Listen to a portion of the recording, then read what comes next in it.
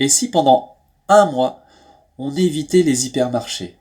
C'est le défi lancé par un site helvétique Envers et contre tout, Vert VERT, qui propose des solutions écologiques.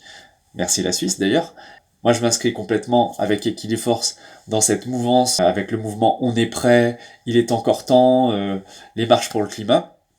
Ça m'intéresse de re-questionner mon rapport à la nourriture et aussi à ces grandes surfaces qui sont partout, qui apportent beaucoup de solutions, mais aussi qui posent problème. Et on va voir 10 raisons d'éviter les grandes surfaces. Hasard du calendrier, cette initiative arrive le jour où les hypermarchés doivent augmenter leur prix sur des produits comme le Nutella, et afin, d'après la loi qui entre en vigueur en France aujourd'hui, de favoriser les petits producteurs et leur permettre de vivre décemment de leur production. Hasard du calendrier bis, on a un scandale qui arrive de Pologne avec cette viande originaire d'abattoirs assez peu scrupuleux et qui s'est retrouvée dans l'alimentation, mais alors où on ne sait pas. Donc, voici 10 raisons pour éviter les supermarchés, et peut-être pas qu'en février d'ailleurs. Premier avantage de fuir les supermarchés et les hypermarchés, on gagne du temps et on gagne de l'énergie. Vous êtes tous retrouvés dans cette situation à être épuisés dans les rayons interminables de ces grandes surfaces. Donc il serait peut-être temps d'écouter cette énergie qui vous pousse à un petit peu plus de simplicité. Deuxième raison, on gagne de l'argent. Eh bien oui, je ne sais pas si comme vous avez fait l'expérience de vous retrouver à la caisse d'un hypermarché et en regardant ce que vous aviez, d'ouvrir des yeux grands comme ça, en vous rendant compte que pour quelques dizaines d'euros, vous vous retrouvez finalement avec assez peu de choses. Et que au final, vous ne ressentez pas forcément gagnant de tout ça. Or, si vous fuyez ce modèle de distribution, vous allez peut-être dépenser un petit peu plus sur certains produits équivalents, mais en achetant moins, vous allez faire des économies substantielles. Et moi, personnellement, c'est ce que j'ai fait notamment au mois de janvier, en essayant de réduire au maximum mes passages dans les grandes surfaces. Et franchement, j'ai gagné énormément d'argent grâce à ça. Troisième raison, une raison écologique maintenant. Il s'agit des emballages. À chaque fois qu'on achète quelque chose dans un supermarché, ou presque, on se retrouve avec toujours du plastique, des emballages à l'intérieur de l'emballage. Bref, je ne sais pas si vous avez déjà entendu parler des plastic attacks. Ça commence à venir, c'est-à-dire que des gens, des consommateurs décident de vider les emballages et de les laisser à l'hypermarché. Je pense que ça peut faire réfléchir sur aussi notre rapport à ces produits qui sont suremballés. Quatrième avantage, qui rejoint le deuxième sur on gagne de l'argent, c'est on est moins tenté. Moi, je suis humain et vous aussi. Quand vous êtes face à énormément de tentations, et les enfants dans les hypermarchés le sont encore plus que nous, au bout d'un moment, on ne peut pas résister. Et de toute façon, tout est programmé pour nous faire craquer. Autrement dit, plus on évite les supermarchés, moins on va être face à des tentations sous nos yeux.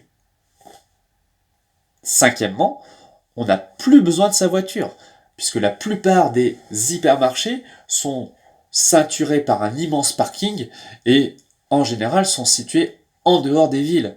Et tout ça, au niveau écologique, ça a un impact gigantesque.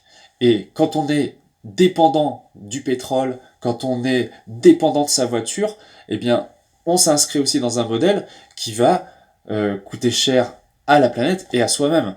Alors après, je fais pas la morale aux gens, parce que moi, le premier, je me suis longtemps inscrit dans cette mouvance-là, mais franchement, je suis plus heureux depuis que je limite mes passages au supermarché. Sixième raison, on observe ses besoins.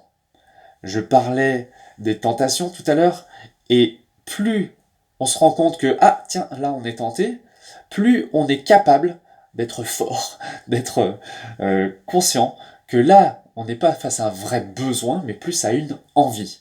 Et du coup, ça peut vraiment, là aussi, faire gagner de l'argent, de l'énergie et aussi presque, je dirais même de la fierté parce que on s'est pas laissé mener par le bout du nez par du marketing, par exemple. Numéro 7. On bouscule ses habitudes. On se lance un défi. Ça a du bon, on a le droit de craquer, on a le droit d'aller un peu au supermarché, bien sûr. Mais le but, c'est de voir comment on a pris des habitudes, on nous a même donné des habitudes, que ce soit par les consommations médiatiques, par les habitudes de nos parents, de nos amis, de nos proches. Et au final, si on appuie sur le bouton pause, on observe les choses. On se rend plus compte de ce qui nous pousse à pousser un chariot, à faire tout ce parcours dans une très très grande surface, et au final, par sortir très très heureux. Raison numéro 8, et elle me tient bien sûr très à cœur, on choisit l'écologie. Les grandes surfaces, elles reposent aussi sur un modèle économique qui est amené à puiser dans les réserves parce que tout simplement si on fait la somme rien que sur une surface de vente de tout ce qui a été importé du monde entier, tout ce qui a fait 3 fois le tour de la Terre, c'est effarant. Juste imaginez ça un instant. Et si on multiplie ça par les centaines de grandes surfaces, ça devient complètement incroyable. Autrement dit, faire un geste pour la planète, c'est aussi repenser les lieux où on fait ses courses. Personnellement, sur Equiliforce, j'ai beaucoup publié de vidéos de cuisine, mais avec des produits du marché. Et là aussi, pour moi, ça va être important de vous montrer comment simplement on peut se nourrir et être dans une forme de frugalité, mais joyeuse et heureuse. Numéro 9. On évite les scandales. Je citais à l'instant la fameuse viande polonaise. Et on pourrait citer la viande de cheval et remonter jusqu'à la vache folle.